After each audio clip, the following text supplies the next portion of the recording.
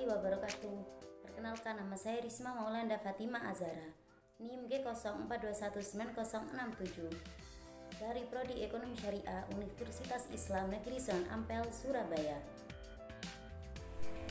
Pada kesempatan kali ini saya akan menjelaskan sedikit tentang tingkat kesehatan bank syariah dan rasio camel. Untuk memenuhi tugas mata kuliah Manajemen dan Operasional Perbankan Syariah. Tingkat kesehatan bank dan rasio camel. Pengertian bank. Bank adalah usaha yang menghimpun dana dari masyarakat dalam bentuk simpanan dan menyalurkannya kepada masyarakat dalam bentuk kredit dan bentuk-bentuk lainnya dalam rangka meningkatkan taraf hidup rakyat. Kemudian macam-macam bank di Indonesia dibagi menjadi dua. Yang pertama, bank konvensional. Bank konvensional adalah bank yang menjalankan kegiatan usahanya secara konvensional. Kemudian, bank syariah adalah bank yang menjalankan kegiatan usahanya sesuai dengan prinsip Islam. Tingkat kesehatan bank. Tingkat kesehatan bank adalah kemampuan suatu bank untuk melakukan kegiatan operasional perbankan secara normal dan mampu memenuhi semua kewajiban dengan baik, dengan cara-cara yang sesuai dengan peraturan perbankan yang berlaku. Penilaian tingkat kesehatan bank merupakan pendekatan kualitatif dari berbagai aspek yang berpengaruh terhadap kondisi dan perkembangan suatu bank dengan menilai beberapa faktor yang meliputi permodalan, kualitas aktiva produktif, manajemen, rentabilitas, dan likuiditas camel. Kemudian peringkat komposit. Peringkat komposit 1 mencerminkan bank tergolong sangat baik. Peringkat kedua mencerminkan bank tergolong baik sampai dengan peringkat komposit yang kelima mencerminkan bahwa bank tergolong tidak baik. Selanjutnya ada penilaian kuantitatif terhadap faktor-faktor permodalan, kualitas aset, rentabilitas, likuiditas, sensitivitas terhadap risiko pasar, dan penilaian kualitatif terhadap faktor manajemen. Selanjutnya ada Peraturan OJK Nomor 4 PJOK 03 Tahun 2016 tentang penilaian tingkat kesehatan bank umum.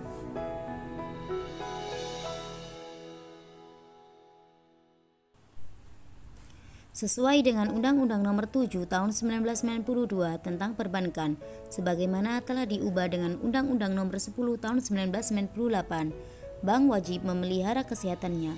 Kesehatan bank merupakan cerminan kondisi dan kinerja bank. Selain itu, perkembangan industri dan perbankan terutama produk dan jasa yang semakin kompleks dan beragam dapat meningkatkan eksposur risiko dan profil risiko bank. Penilaian tingkat kesehatan bank dengan menggunakan pendekatan berdasarkan risiko merupakan penilaian yang komprehensif dan terstruktur terhadap hasil integrasi profil risiko dan kinerja yang meliputi penerapan tata kelola yang baik, rentabilitas, dan permodalan. Selanjutnya ada kriteria penilaian kesehatan bank. Kriteria yang pertama, rentang angka 81 sampai 100 dengan kategori sehat. Yang kedua, 66 sampai 81 dengan kategori cukup sehat, 51 sampai 66 kurang sehat, dan yang terakhir 0 sampai 51 tidak sehat. Rasio camel. Analisis camel pada prinsipnya merupakan suatu metode analisis rasio-rasio keuangan untuk mengukur kondisi keuangan suatu lembaga atau perusahaan perbankan. Analisis camel sendiri dilakukan dengan menggunakan data primer yang bersumber dari laporan keuangan yang telah menjadi proses audit. Meski sama-sama mengukur rasio keuangan perusahaan, namun analisis camel yang dikhususkan untuk perusahaan perbankan lebih menitik beratkan pada aspek capital, aset, manajemen, earning, dan liquidity atau likuiditas.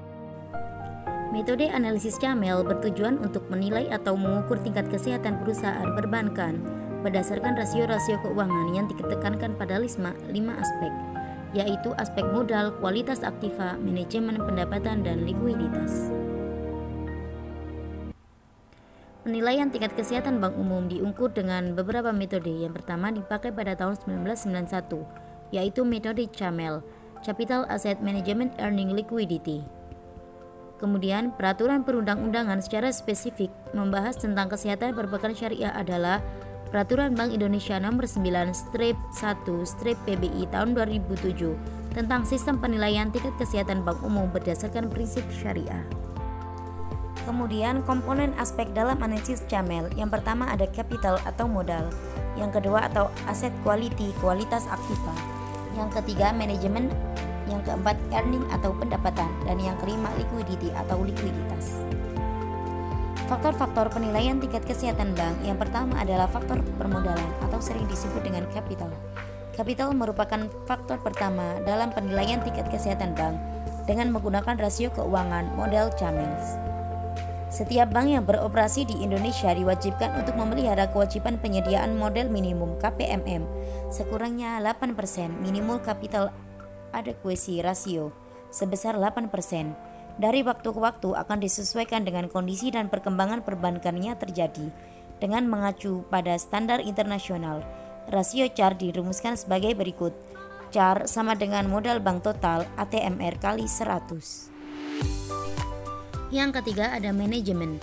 Manajemen quality merupakan kemampuan manajemen bank untuk mengidentifikasi, mengukur, mengawasi, dan mengontrol risiko-risiko yang timbul melalui kebijakan-kebijakan dan strategi bisnisnya.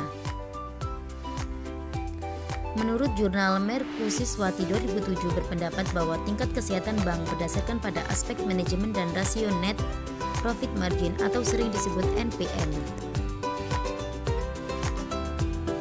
NPM sama dengan laba bersih, laba usaha kali 100. Berikut adalah kriteria NPM. Yang pertama, NPM lebih besar dari 8% peringkat 1 dengan predikat sehat dan seterusnya. Karena aspek manajemen diproksikan dengan profit margin dengan pertimbangan rasio ini menunjukkan bagaimana manajemen mengolah sumber-sumber maupun penggunaan atau alokasi dana secara efisien, sehingga nilai-nilai rasio yang diperoleh langsung dikalikan dengan nilai bobot Chamel sebesar 25%.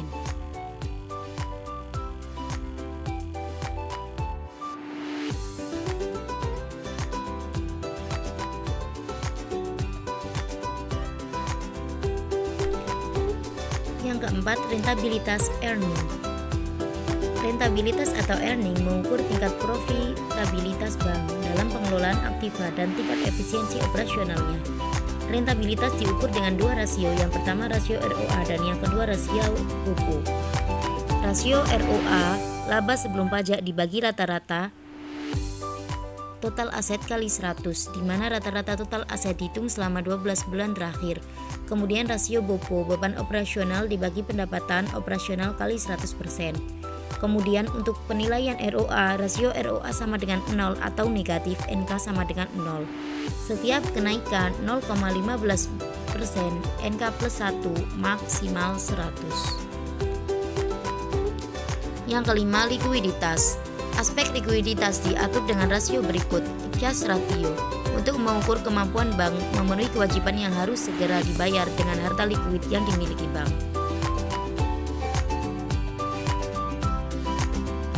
Cash ratio, alat likuid dibagi hutang lancar kali 100.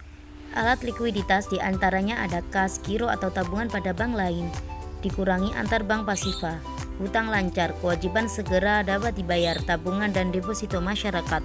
Deposito atau pinjaman bank lain lebih kecil dari 3 bulan. Penilaian cash ratio, rasio 0%, NK sama dengan 0. Setiap kenaikan 0,05%, NK plus 1 maksimal 100. Hasil penilaian, jika lebih besar dari 4,05 sama dengan sehat, dan seterusnya. Loan to deposit ratio untuk mengukur komposisi jumlah kredit yang diberikan dibandingkan dengan jumlah dana masyarakat dan dana sendiri yang digunakan.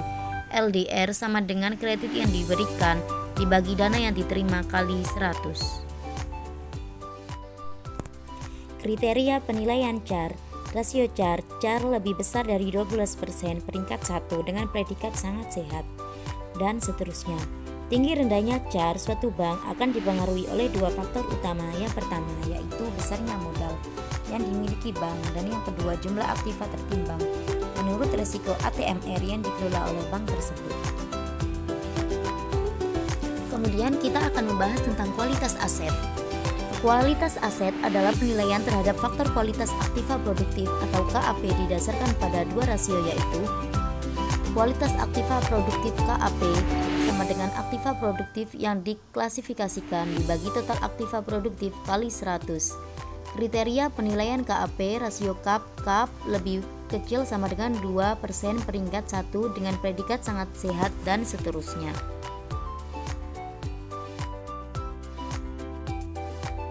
Tujuan pengukuran kinerja keuangan bank. Yang pertama, untuk mengetahui keberhasilan pengelolaan keuangan bank, terutama kondisi likuiditas, kecukupan modal, dan profitabilitas yang dicapai dalam tahun berjalan maupun tahun sebelumnya. Yang kedua, untuk mengetahui kemampuan bank dalam mendayagunakan semua jenis aset yang dimiliki dalam menghasilkan profil secara efisien. Dan yang terakhir, untuk meningkatkan peran bank sebagai lembaga intermediasi antar pihak-pihak yang memiliki kelebihan dana dengan pihak-pihak yang memerlukan dana.